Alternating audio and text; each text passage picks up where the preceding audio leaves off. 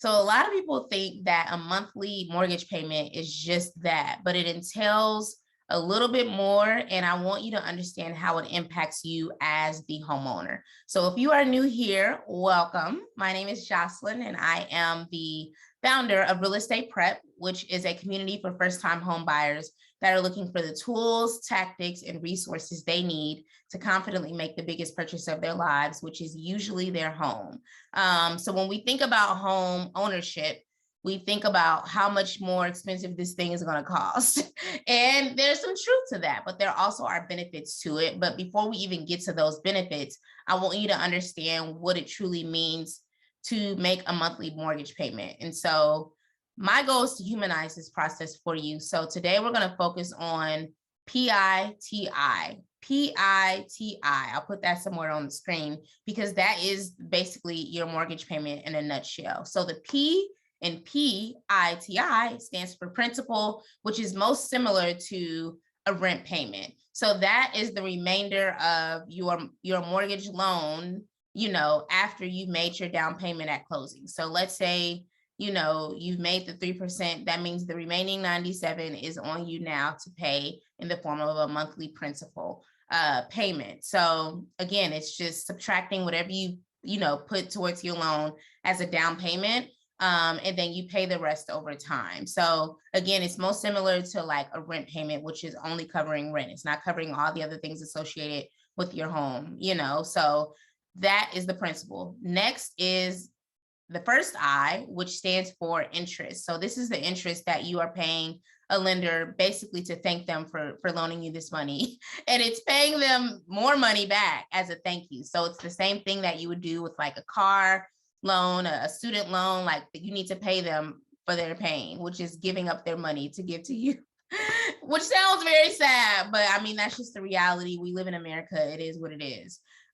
This is usually assigned by the lender, which is why it's really important for you to have an overall healthy financial profile, which means, good credit score, like not super heavy in debt, that kind of stuff is really important because that's going to help you to get a more favorable interest. And that's what we want. We want it to be as low as possible because we don't want to just give y'all money just to give money, but it's just a part of the game, So just to make this realistic for you, let's say you have like a $100,000 loan and your interest is like 2%.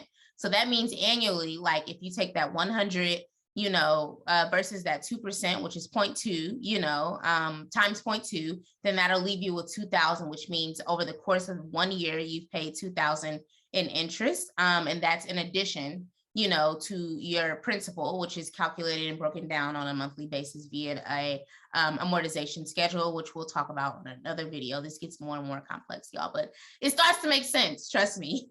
So that's the I, the interest. And that's basically saying thank you, for giving me this money to have this home, essentially. So the next letter is T, which is taxes. Pretty self-explanatory. These are property taxes that you pay basically for owning the home. So this money doesn't necessarily go to your lender. It's something that, I guess it goes directly to like your local government. So that's the money you pay, for being a homeowner. And it also impacts, the public infrastructure around your community. So that could be like public schools, roads, and just any other public infrastructure like libraries and all that type of stuff. So that is assessed annually, which means that there's a high probability that it'll change. Whatever you pay in 1 year might change the next year. And that's just something that, your local government, determines. And you can fight it, or you can roll with the punches. And obviously that's going to be a case-by-case basis. I'm not going to tell you what to do in your situation because I don't work for the government. So yeah, nor am I an accountant or a tax professional. And that's something, those are the people that usually can kind of help you with those types of situations. So how is this built in? It's for me, because it does differ by, different lenders. Mine is built into my monthly payment, but some people pay it annually. So it really just, again, depends on your lender and your loan terms. And then the last I is insurance. And there's two parts of insurance that I'll talk about today. One is homeowners insurance, which is very similar to renters insurance, but Homeowners insurance protects your home. It's in the best interest of you as the owner of the home. So if anything goes wrong, you know, like a fire or something needs to be replaced after your home's out of warranty, you know, you want to make sure that your coverage covers that. So at least in my experience, I was able to shop around and find the best provider for me. And usually you can do that as well. But your lender will also provide you with recommendations. But if you want to get the biggest bang for your buck and make sure that it speaks to the things that are important to you in case of a disaster, like I recommend that you just shop around yourself. But if you find that their deal is the best, then go with that. Like you have to make that decision for you. But yeah, make sure that it speaks to the things that are really important to you as an owner. Everybody's going to have different needs. So that's something that an insurance agent can educate you on. And the one that I went with, they answered a lot of my questions. So that's why I ultimately decided to go with them. And mine is actually paid on is it a quarterly basis? I think it's on a quarterly basis. I'll have to double check on that.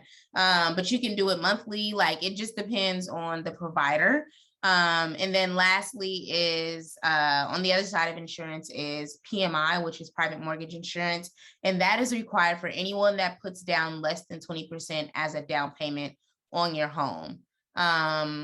So, you know, I put down less than 20%. So I'm paying PMI, which is essentially, if you want to, because I like analogies, like the interest that you're paying is already a thank you for this loan.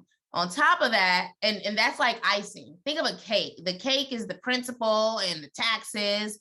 The interest is the icing on the cake. And then the PMI is the sprinkles. They throw a little sprinkles on there basically to protect themselves as a loan company, as a lender. So if you were to default on your loan or anything happened and you just stop making payments, it's like, okay, well, we're going to have to get this thing from her or from him. And we're going to pay me for my pain. Like if you can't be responsible, then heck, what are we doing here? So the good news about PMI is that it can be adjusted and removed once you hit a certain level of your payment. So once you get to like around 78% of the original purchase price, you know, then you can go back to your lender and say, hey, girl, hey, guy, let's talk about removing this because I've been making my payments consistently.